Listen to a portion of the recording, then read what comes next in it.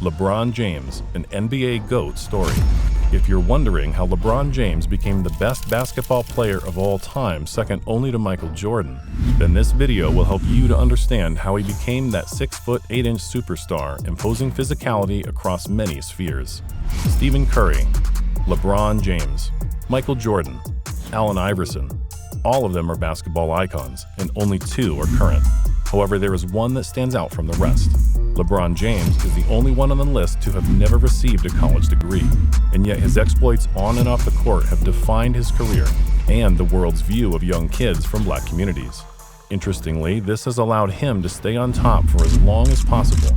While some of this is pure luck, LeBron affirms that he has seen many of his friends die while growing up and wonders why he hasn't yet.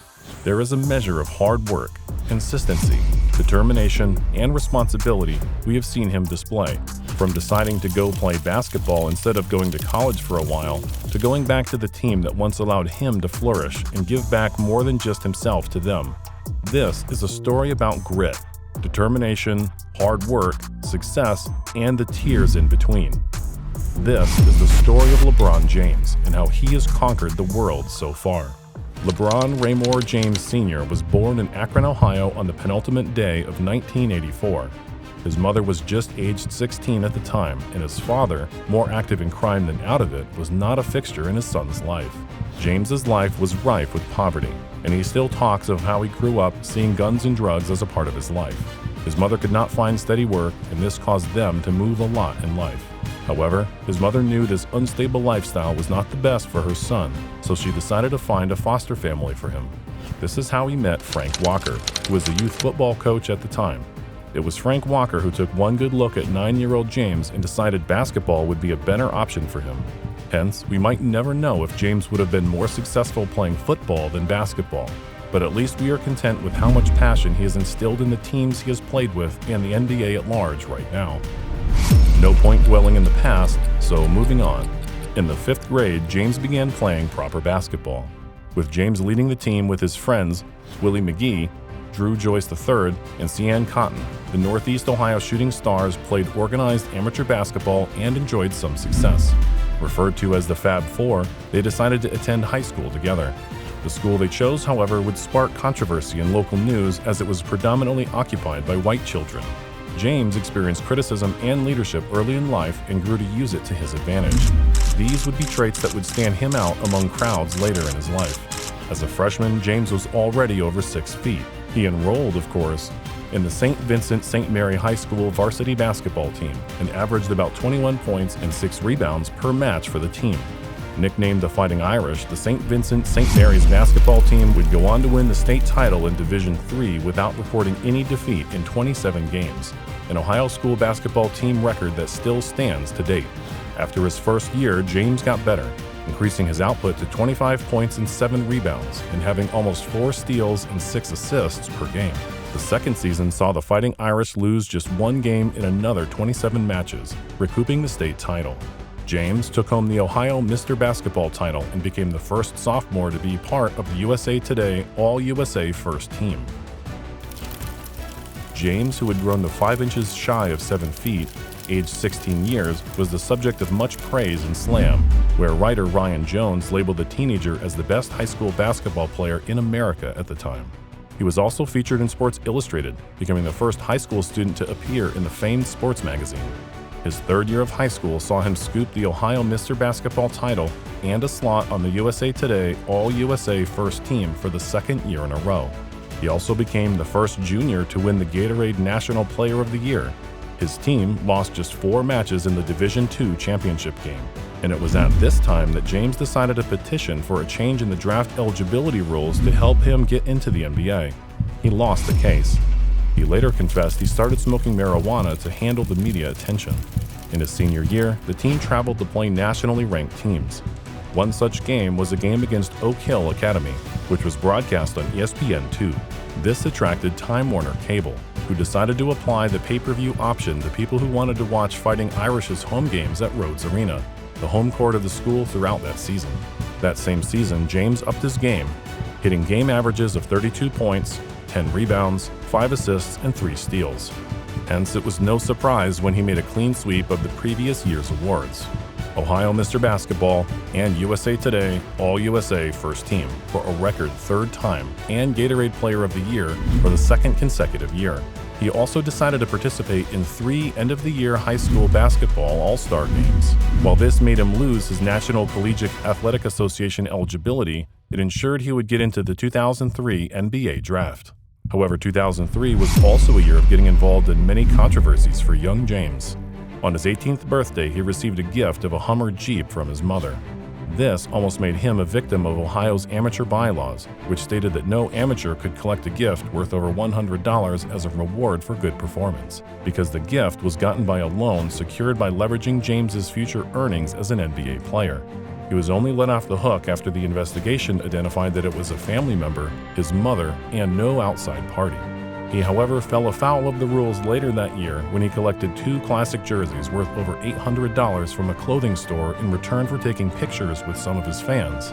He was then stripped of his high school sports eligibility, a decision he later appealed. He won, and the penalty was reduced from the stripping to a 2-game ban and 1 team win forfeited. It would be the only match they lost that season on their way to their 3rd division. On his return, James responded as usual by scoring a career-topping 52 points, ensuring his last season as an amateur would forever be in the lore. While turning out for the St. Vincent-St. Mary basketball team, he was also a fixture for the school football team. He enjoyed some success on that level, helping the team reach the semifinals once. Every program at that level wanted a piece of him, even the famed Notre Dame. Again, there was always a possibility that he would have hit record highs no matter the sport. But then we will never know, yeah? In 2003, the Cleveland Cavaliers came calling as the first pick of the 2003 NBA draft. His first pro season saw him break more records, scoring 25 points against Sacramento, the highest number of points scored by a player coming from the draft. By the end of the season, he was voted NBA Rookie of the Year, becoming the first rookie from the Cleveland Cavaliers to win the award. Also, he became just the 3rd player in NBA history to hit at least 20 points, 5 assists, and 5 rebounds as a rookie, with his figures averaging 20.9 points, 5.9 assists, and 5.5 rebounds. However, Cleveland missed the playoffs despite a clear improvement from the previous season. James was called up for the 2004 Olympics in Greece that same year, although he did not play much of an important role. The U.S. finished in a disappointing 3rd place, and James spoke out against his inactiveness during the tournament, averaging just 14 minutes in 8 games. He received a backlash from various people for his actions. The next season, 2004-2005, saw James get selected for the NBA All-Star Game, delivering 13 points, 6 assists, and 8 rebounds for the Eastern Conference. It was at this time teams in and out of the league sat up and took notice of the young boy who kept breaking records right from the amateur division straight into the professional league without breaking a sweat. As always, James kept his head down and kept playing his game. And in March, against the Raptors, he broke the team record for most points won by a single player in an NBA match. By the end of the season, he was picked as part of the NBA All-Star team, which he would later do multiple times with an average of 27.2 points, 7.2 assists, 7.4 rebounds, and 2.2 steals per game. However, in James's second year, Cleveland again failed to make the playoffs. Playing for the East in 2006 with an age of 21 at the NBA All-Star Game, he would dominate for many more years. James hit gold, making 29 points, and was named the game's MVP, making him the youngest player to ever earn it. He would also finish as the runner-up to Steve Nash in the voting for the NBA MVP award, averaging 31.4 points, 6.6 assists, and 7 rebounds. Finally, in 2006, the Cavaliers were eligible for the playoffs, a feat they last achieved 8 years prior. James then took the postseason personally, hitting a triple-double against the Washington Wizards and making game-winning shots in Games 3 and 5 in the series. They were, however, sent packing by the Pistons in Round 2. The 2006-2007 season saw James's averages fall for the first time since he became a pro. That did not stop the Cavaliers from hitting the 50-win mark for the second straight year and were the East's second seed. During Game 5 of the Finals, James hit 48 points with 7 assists and 9 rebounds. He scored all but one of Cleveland's last 30 points and added the game-winning layup. James would go on to win the series and take home their first ever Eastern Conference Finals with Cleveland, although they would lose to the Spurs in the finals. James refused to show up, and the Cavaliers went home with their tails between their legs with poor team performance. In the following season, James won the All-Star Game MVP for the second time with a strong showing. By March, he became the Cavaliers' leading scorer of all time against, you guessed it, the Toronto Raptors, achieving it in 100 fewer games than his predecessor, Brad Daugherty. His 30-point game average also saw him scoop the league award for best scorer for the first time. However, while James was breaking records, Cleveland was not, marking the season with a 45-37 record, poorer than the previous year. However, they got into the playoffs as the 4th seed and started in a typical bright fashion. They toppled the Wizards for the 3rd year in a row, and as before, fell in the second round to eventual champions Boston Celtics in a thrilling series where the 7th game had it all, James scoring 45 points in such a heated match.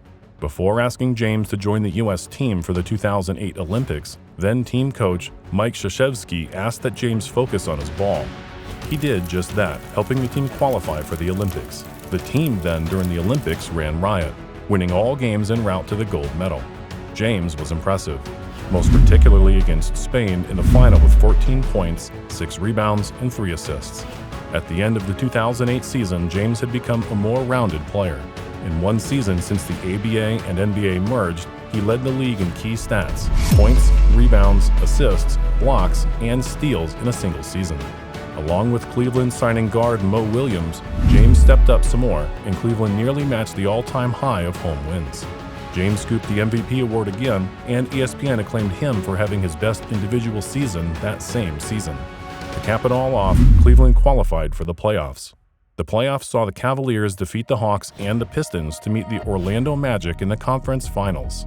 Although he would single-handedly tie the game after 2 games, Cleveland lost after Game 6, and James walked off without acknowledging either his players or the opponents. He received backlash as expected for that move, with many labeling him unsportsmanlike.